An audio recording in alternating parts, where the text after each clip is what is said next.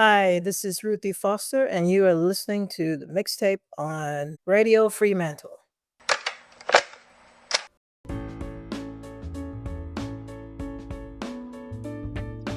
This is the Mixtape Podcast. I am your host, Mark.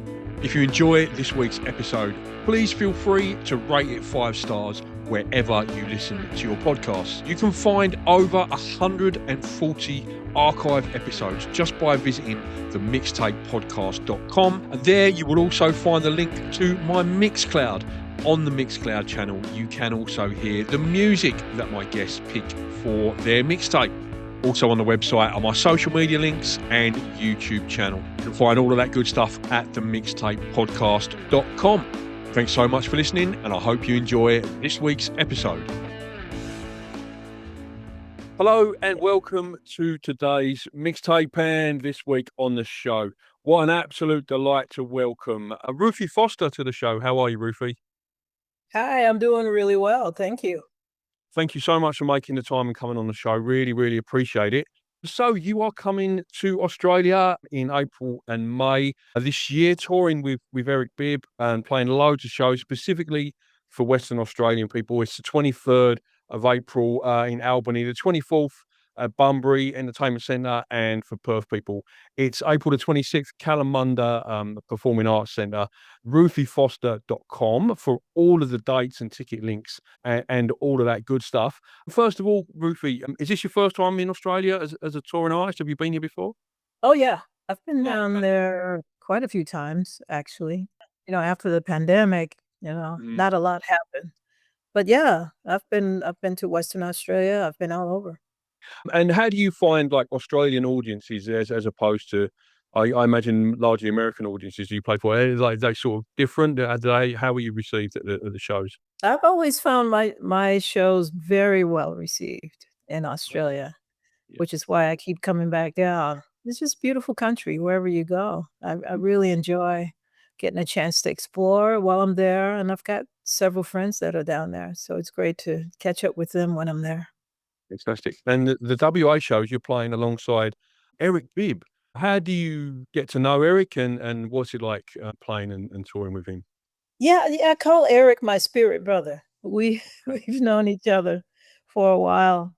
I started listening to Eric when many years back. I used to do a lot of fishing with friends. We would go fishing together, and I was in charge of the music on this particular trip, and I brought a lot of Eric Bibb with me, and I turned a lot of my friends on to Eric. It's just great fishing music and sitting back, relaxing music, and then he's got some foot stomping songs too. And I got a chance to, tour with him when I was in Europe 'cause he lives in Europe, so we got a chance to tour together a few times over there. Yeah. We've been friends since. And in the WA shows, Ruthie, you're in duo mode, so as opposed to like full band mode. So, like, what can people coming to the show sort of expect in terms of set list and sort of vibe of the show? Well, they can expect, pretty much what I usually do with full band. I'm just coming with myself on guitar and my keyboard player, Scotty Miller. Scotty Miller's coming with me, and Scotty's toured Western Australia on his own as well. So, I know he'll have a somewhat of a group of folks really ready to see him. But yeah, you'll hear a lot of the same songs that I do, and of course, a lot of the songs from the Sun Records album, Mileage, that I just put Yes. out. Yeah. We'll get to talking about that very, very shortly. But I wanted to sort of go back a little bit, or a fair bit, to the start of your career. And I guess like it's kind of like you can almost cut and paste this sort of early beginnings of every great blues, jazz, soul artist as started out in the gospel choir at the local church. It's a really, really common theme that comes up, and it's no different for yourself. So, what was that like, and what did you learn or take away from that experience as a musician? Oh, I take it all with me still. Mhm. It's very much a part of my show, my sets. I take that, inspirational everything inspirational about music and what that means to me, I bring to my shows, and how I write as well. Um, just a lot of, I call it just having a hallelujah time on stage. So I mix a little bit of gospel in with my blues and obviously soul too. Mm. And sometimes even a little reggae. We just have fun with it. And I haven't had any complaints yet. And the other thing that I found really interesting about your career as well was your time in the Navy, and like you were you singing in the band? Was that your job in the Navy? Was that all you used to do? Tell us about that because I was really interested in that and how that sort of worked. Yeah, I was actually at a helicopter squadron for about a year working as a electronics mate, working on the board of helicopters. And I did that for a year in San Diego, in California, and then decided I wanted to go back to music. It was really just a break from music because I grew up singing in churches and community centers as a kid, playing the guitar or playing the piano. So I wanted a break to do something else and work with my hands, and so I got a chance to do that, and then decided after about a year, not quite a year, that I wanted to see if I could even try out for the Navy band. I knew there was a band. I think there were 7 bands throughout the fleet at that point, and so it was really, really hard to get in. You had to be really good to get into these bands. You have to be able to read, sight read, and, obviously you have to be a pretty established musician.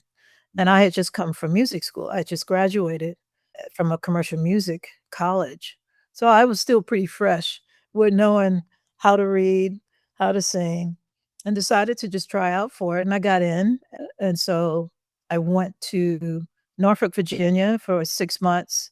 And I guess the word is I unlearned everything I learned in college and had to relearn how to read the military way, which is really it comes down to the Nashville system. We used numbers. And so I had to learn that system.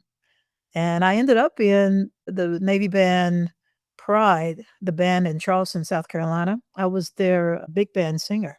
I front 15 pieces of brass and I was also in a rock band. I was in a funk band. A lot of those bands that would go around to play high schools. We played a lot of high schools. Recruiting bands is what they call them. Mm, So I did a lot of that. Just trying to recruit kids. mm, Join the U.S. Navy. mhm. Commercial songs that you heard on the radio all the time. That was what I was just going to ask. Were you writing original material or were you covering sort of popular songs?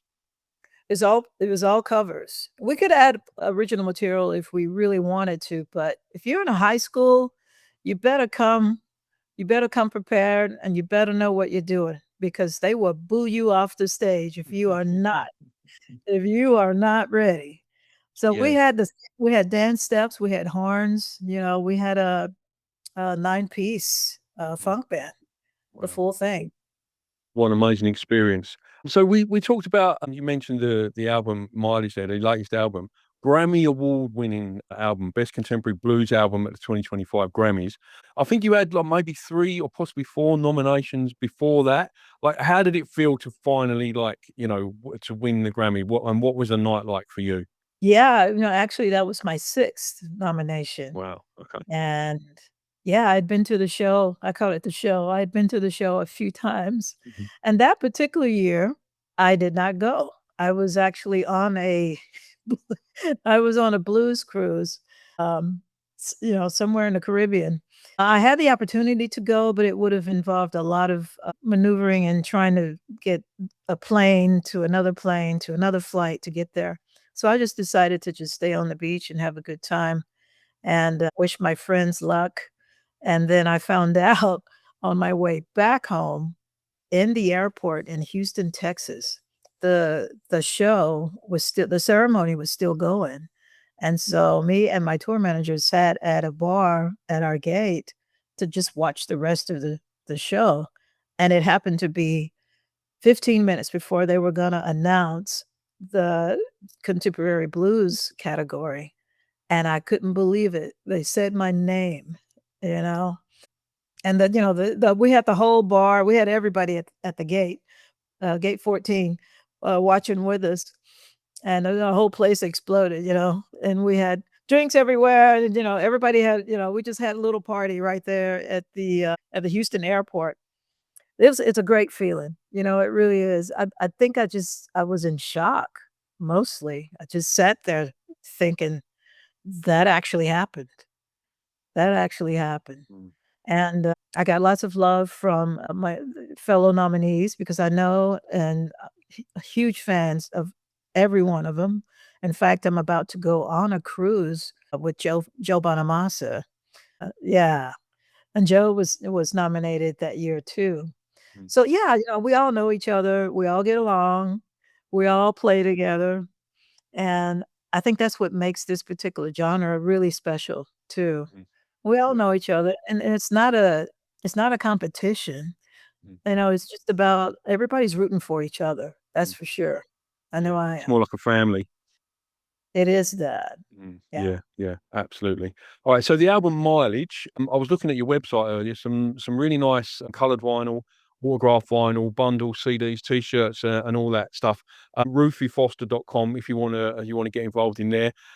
First of all, Ruthie, and when it comes to vinyl and physical formats, are you a vinyl collector yourself? Are you a fan of vinyl? I'm starting to be. I used to be quite a bit. Mm, I'm looking over to my right because that's where my record player is. okay. And I notice it's growing. My album collection is growing. I just ordered a special Ella Fitzgerald album. I wanted that. Hazel Scott, it's another album I wanna try to get, African American, piano player Mm, from the '60s. Now, that's the kinda stuff I really wanna hear on yeah, yeah. vinyl. Yeah, yeah, yeah. There's no better feeling than when you're sort of like digging around in a record shop and then you find something that's been on your list for like so long. Like, yeah, it's a great feeling. I absolutely love that. You're listening to the mixtape. The mixtape is brought to you in association with Giglist. Giglist is your one-stop shop for all your live events. If you're looking to get out and experience some live music, you can filter by artist, venue, suburb, or date. If you are an artist, it will take you less than a minute to list your gig for free on the website. The mixtape brought to you in association with Giglist. Gigs in a list. All right, let's talk about your mixtape track choices. So, as you know, the show's called The Mixtape, and just as a way of kind of exploring my guest influences and inspirations, I try and get them to make up a mixtape and a playlist, pick some songs, and we have a chat about each one. So, track one of the mixtape is an attention-grabbing track. And what did you choose for that one? I chose Higher Love by Steve Winwood, Mhm. and, Yeah. I love that intro. There's Mm, something about that intro that really got my attention, and then I remember because I'm kind of an audio geek because, I have my own studio, and I remember reading in an audio magazine about that particular intro was actually supposed to be a percussion break inside of the song, and it is because it was too funky to you didn't wanna miss mm, it. They moved mm. it to the intro of the song, which I thought was Fantastic. brilliant. Yeah. That was a brilliant move because it really grabs your attention. There's a big gospel kind of like backing vocal sort of feeling to that song as well, which I love. Yeah, I love Steve Winwood. He came up on my radar on the Howling Wolf London Sessions record, and which I'm sure you're familiar with some of the British musicians of the day. I think it was half the Rolling Stones. I think Bill Wyman, Charlie Watts, Steve Winwood, Eric Clapton. Yeah, it was pretty much anyone who's anyone played on that session, and I've got that record, and yeah, and that's where Steve Winwood first came up and actually plays keys on that. I think Alexis Corner plays on that as well. It's just like literally anyone who's anyone's on that album. And yeah, great choice, and like you say, Yeah, really, really good attention grab as well. It's a great one. 'cause there's no denying Shaka Khan in the middle of that. Yeah, absolutely, absolutely. All right, and track two is song you sing in the car or the shower, or to Mhm. get your day started to kick you off. How would you go there? Yeah, I chose, Pharrell Williams' "Happy." Mhm, I know it's been done and overdone and run over and done again, mm, but there's something about the song, and I'll tell you what happened to me, the reason it sticks with me. I remember being on a tour in Europe, quite a while ago, and it was just it was horrific. It was hard, it was long, it was in the middle of the winter, and, we all know Europe in the winter is not it's pretty drab and wet. And I remember waking up and thinking, "Why am I here? Why am I doing this? I just wanna be home." And so I wanted to put something on while I was showering, and I remember just finding that song and just throwing it on, and it just changed my whole outlook for the rest of the morning and into the rest of the day. I just needed that one little boost, and that song did it for me. So when I'm thinking about just something to just give me that boost and I don't have caffeine or whatever, yeah, I can do it with that. And Yeah. it's well produced, going back to my home studio producing chops. It's just really well done. Yeah, I got a little bit that I overplayed that because obviously I've got young children, and when it was in the Despicable Me movie, yeah, we got played to death, so I got a little bit fed up with it. But there's a West Australian artist that I'm not sure if you'd be familiar with because he splits his time with West Australia and America. His name's John Butler, and he did a sensational version of that on like a Nashville steel guitar with slide for Triple J Radio. It's on YouTube if you will look at it. It's a phenomenal version. It's really, really good. Yeah. Yeah, it's really upbeat, sort of, yeah, slide guitar version of it. It's a great one. Well worth checking Okay. out. I will. All right, track 3, Ruthie, is what's your favorite cover version? Well, I went to Ray Charles singing Rudolph the Red-Nosed Reindeer. That is something swinging about his rendition of that song. It Yeah, just yeah, gets me into the spirit, mm, Christmas spirit, whatever. yeah, But, yeah, yeah. that entire album, his Christmas album is Mm. just well done. What makes a good cover version for you, Ruthie? When you hear someone do a cover, what makes it a good cover version for you?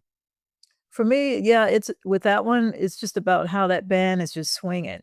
I was a big band singer, and I know what it feels like to have that kinda sound behind you as as a singer standing there in front of brass, and you will never out-sing brass. So it's just about finding your, it's just about phrasing, and I learned that through people like Ella Fitzgerald and Frank Sinatra. A good cover is that. It just knocks me off my feet, and the other thing about another good cover is it moves me. Something about the melody can move me. I don't even have to understand the words, but if the melody moves me, yeah, I'll go for that. And track 4 of your mixtape, Ruthie, is a song you wish you could play to your 18-year-old self. Yeah. Many Rivers to Cross, Jimmy Cliff. Yeah, What a great choice. yeah, that song. That song just says it all, and you listen to his voice, and he's absolutely at the top of his range Mm, singing this song, and that to me says a lot about a singer when they're willing to just go there. Him having to do that night after night, I know what that's like. Yeah.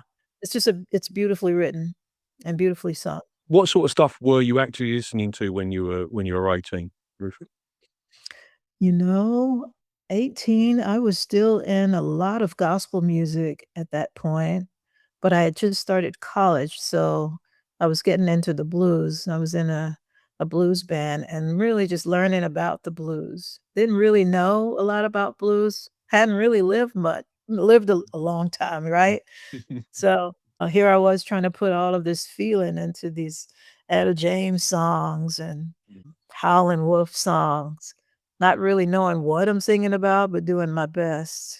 Alright, and track 5 of your mixtape is, a song for a romantic interest. If you're making up your mixtape and you're trying to let someone know you're keen or you're interested, what song would you use for that? Yeah, that would be Van Morrison's "Into the Mystic." Yeah, what a Another great choice. great song, just beautifully done. It's subtle, it just says it all.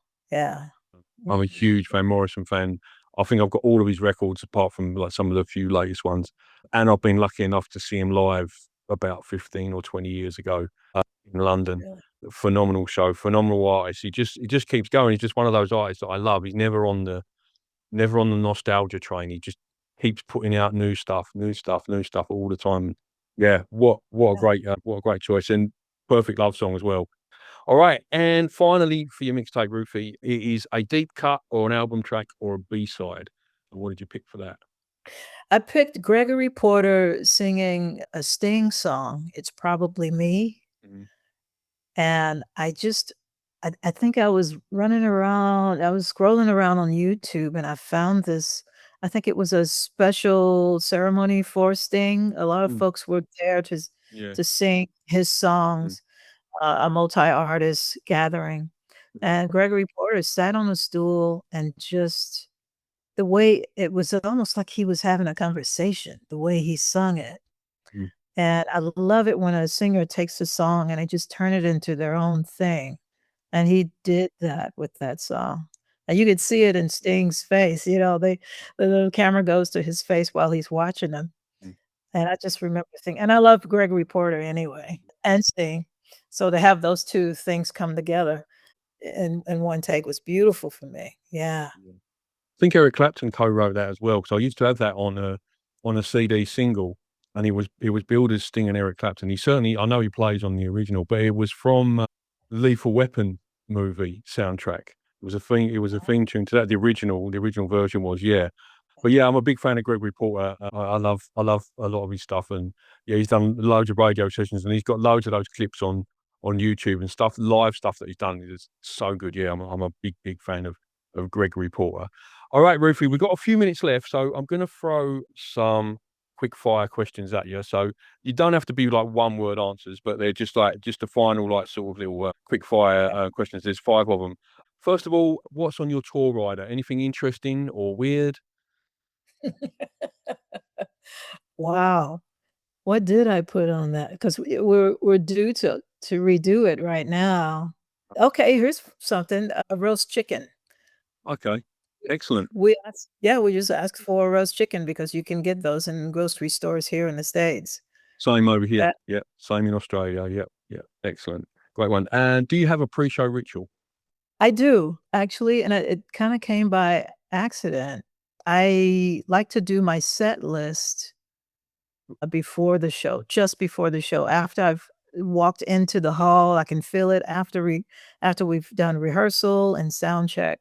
Then I sit down and do a set list because I wanna get the feel of the place first. Mhm. So that would be my ritual. Yeah. And you've collaborated with quite a few people, but who would be your dream collaborator, alive or dead? Ooh, that's a good question, and one to pass on to my booking too. It used to be Brandy Carlisle. I do love what she's done, and it still is in a lot of ways. I guess I'll stick to that, and I'd Yeah. love to do something with her. Mm. Someone else She's picked doing her a few weeks ago. I can't remember who it was. I wish I knew who it was now, but she's been picked a couple of times recently in that question. Yeah, for sure. yeah. What's your favorite city to play live? To play live? Ooh, I'm gonna have to pick my hometown, Austin. Yeah, I nothing wrong with that. have Yeah. It's a live it's a live music capital of the world, Mhm. so why not? Yeah, Yeah. great choice. And finally, in the quick fire, if you could time travel to any concert in history, which concert would you choose? Well, I've seen Prince. I did get a chance to see Prince, Mm, so that would have been mm, probably Bob Marley anywhere, yeah, great just to get to choice. see him live. Yeah, Yeah. great choice. I've had the absolute pleasure of interviewing Al Anderson before from the Wailers. He played on the Natty Dread album and a couple of others after Peter and Bunny left the band. What a phenomenal chat that was. So good. Yeah, he was a great man. So many great Bob Marley stories. Yeah, he was a great interview. It was a really good one. Okay, Ruthie, on that note, we'll wrap it up there. Ruthie Foster and Eric Bibb coming to Western Australia, 23rd of April, 24th of April, and you yourself are playing the 26th at Kalamunda Arts Centre. I think Eric's playing the night before or the night after you at the same venue. It is ruthiefoster.com for all the show dates, ticket links and merch and vinyl and t-shirts and CDs and all that other good stuff. Ruthie, safe travels down to Australia. I'm really looking forward to the show in Kalamunda, and we'll see you when you get here. Thanks very much. Oh, sweet. Thanks. Appreciate it. Thank you. Take care. Bye-bye. Bye-bye. Thank you so much for listening to the Mixtape podcast. If you've enjoyed this episode, don't forget to go to the top of the page and rate it 5 stars, or give us a like or follow on social media at the Mixtape podcast and radio show. Don't forget, there's over 100 archive episodes just waiting to be discovered. And all you need to do is visit themixtapepodcast.com. Thank you so much for listening. Until next time.